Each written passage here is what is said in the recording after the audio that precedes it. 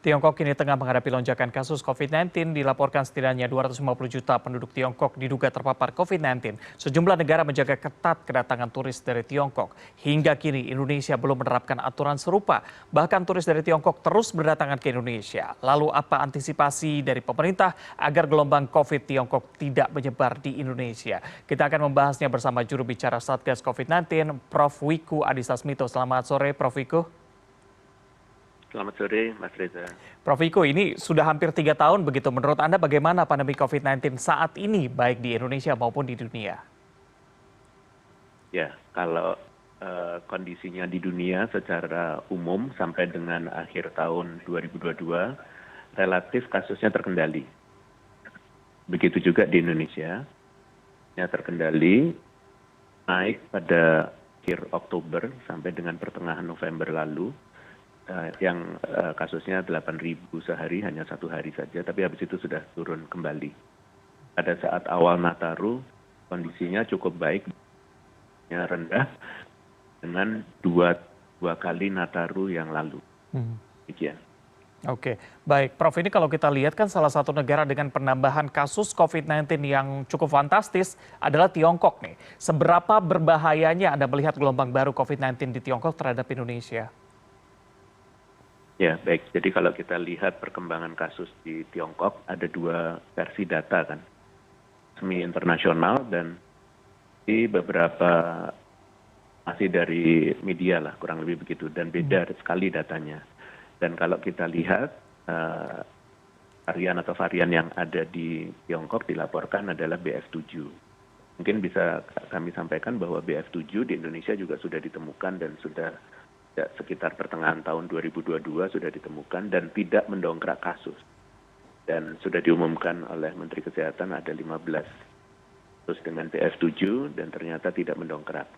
Artinya kondisi relatif aman kait dengan kenaikan kasus di Cina.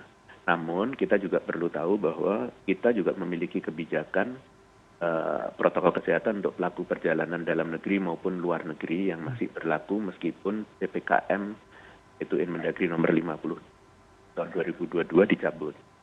Jadi peraturan tentang PPDN dan BPLN itu masih berlaku. Ya, kalau ada perjalanan internasional yang masuk ke Indonesia dari manapun itu apabila bergejala, pertama dari suhu, akan terdeteksi di titik masuk tersebut dan akan dilakukan testing PCR.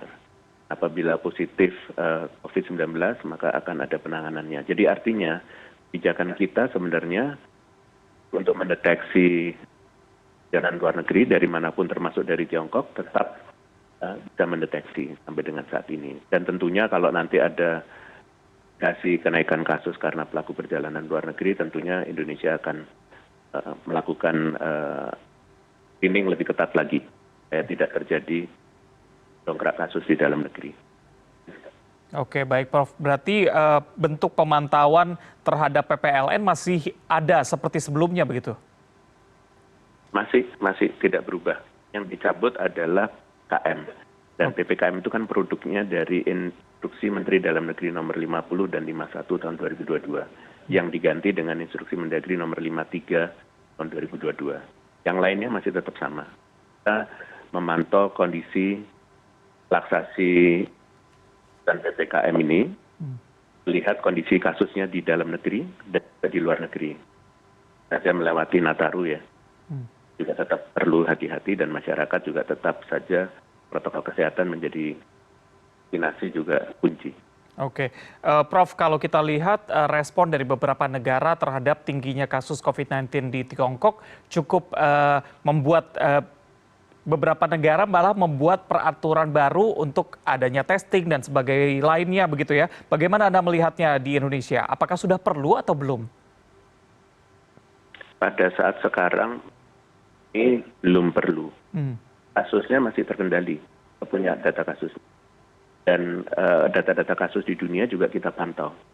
Coba lihat pada tahun 2022 ya secara keseluruhan, lepas dari kasus Tiongkok yang sempat meledak dan terus kasusnya dari data dunia dan penurunan. Selama 2022, beberapa negara baik itu Singapura, Australia, yang agak jauh, kasusnya selama 2022 naik turun. Justru Indonesia mendatar.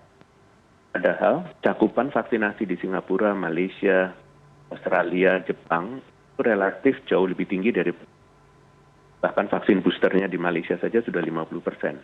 Di Singapura sudah 79% vaksin.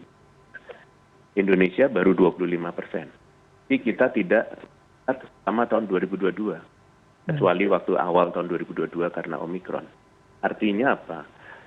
Vaksinasi sendiri proteksi penularan alamiah dan berupa herd immunity atau imunitas masyarakat dalam kondisi yang baik. Desember tahun 2021, sero surveinya menunjukkan 98,5% untuk memiliki balan terhadap COVID. Dan April 2022, 99,2%, dan Juli 2022, 98,5%. Artinya proteksi imunitas masyarakatnya ini relatif tinggi. Mungkin itu yang bisa menjelaskan bahwa negara lain-lain naik turun selama 2022, Indonesia malah tidak. Sehingga apabila ada ancaman baru, misalnya dari Tiongkok, sementara belum mendongkrak kasus Indonesia. BF7 sudah ada di Indonesia yang tadi kami sampaikan. Artinya kita tetap perlu waspada. Jadi kebijakannya ada relaksasi, dicabut, karena kita lihat dulu perkembangan. Buru-buru melakukan relaksasi secara keseluruhan karena nanti akan, kalau sampai terjadi kenaikan kasus, sulit kita untuk mengembalikan remnya lagi. Jadi sekarang ekonomi bisa berjalan dengan baik dan pas. Demikian.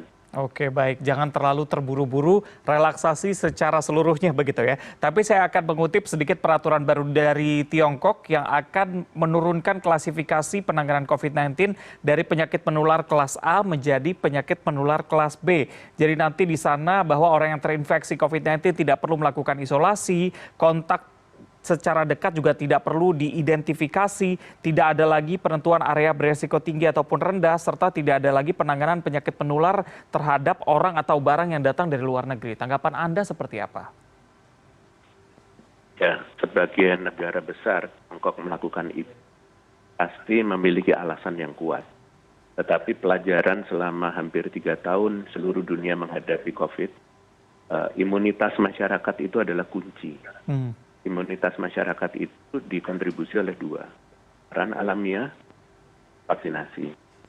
Sekarang sebagai negara yang besar, Tiongkok melakukan relaksasi seperti itu. Ya mari kita lihat, ya karena setiap negara memiliki kedaulatan masing-masing untuk mengaturnya. Tetapi setiap negara diatur oleh WHO kaitannya dengan pengendalian COVID ini. Dan selama ini Indonesia tetap patuh pada aturan internasional, karena pandemi masih belum dicabut oleh WHO, maka dari itu relaksasi menuju endemi yang dilakukan di Indonesia juga bertahap. Jadi kita tidak terburu-buru, tetapi yang jelas PPKM level 1 sebelum dicabut, kan sebenarnya kapasitas aktivitas seluruh masyarakat 100%. Sebenarnya itu sudah relatif sudah bebas gitu kan, dari sisi PPKM-nya. Apalagi kalau PPKM-nya dicabut. Gantikan dengan Inmendagri nomor baru. Jadi Indonesia tetap berhati-hati, tetapi tetap mendorong juga kegiatan sosial ekonomi yang aman terhadap COVID-19. Ya. Oke, baik. Kami masih punya beberapa pertanyaan lainnya, tapi kita akan lanjutkan usai jeda. Tetap bersama kami di CNN Indonesia Newsroom.